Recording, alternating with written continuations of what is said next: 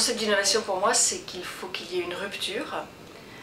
La rupture, soit c'est un concept carrément novateur, soit qu'il y ait adaptation, mais je crois que sans rupture, il n'y a pas d'innovation.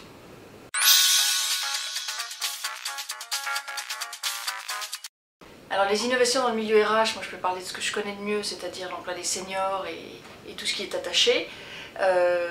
Je dirais qu'une innovation qui va venir avec le temps, c'est certain, c'est une espèce de retraite à la carte. On va pouvoir adapter sa fin de carrière en fait, en fonction de ses souhaits et de la flexibilité qui évolue avec le temps.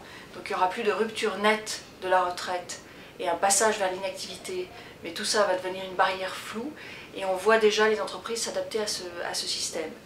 Une autre innovation en matière de RH, évidemment, je pense que c'est un contrat de travail unique, où on sortirait de la myriade de possibilités contractuelles qui finalement rigidifient complètement le marché du travail. Je le fais l'expérience avec mes propres employés régulièrement, et il faut vraiment casser ça et donner de la flexibilité, et du coup la possibilité de sortir et de rentrer dans l'emploi de manière beaucoup plus aisée. Aujourd'hui, on protège les gens qui ont un travail et on empêche les gens qui n'en ont pas de rentrer sur le marché du travail à cause de la rigidité du système. Il faut vraiment changer ça.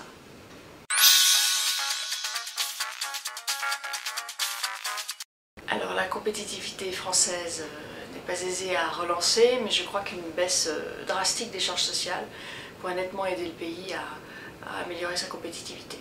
On a un coût de l'emploi qui est plus cher qu'ailleurs, on a une productivité qui n'est pas la meilleure non plus, et donc il faut réussir à booster la croissance.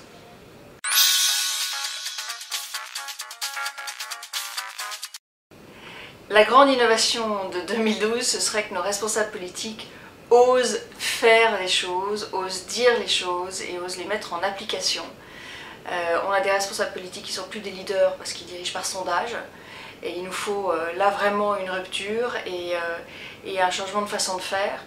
Et il faut envoyer balader des vieilles pratiques qui sont des totems et auxquels les politiciens n'osent pas s'attaquer, c'est-à-dire le code du travail, le code des impôts, de manière à simplifier, fluidifier et améliorer nettement l'état de la France et sa compétitivité dans les années à venir.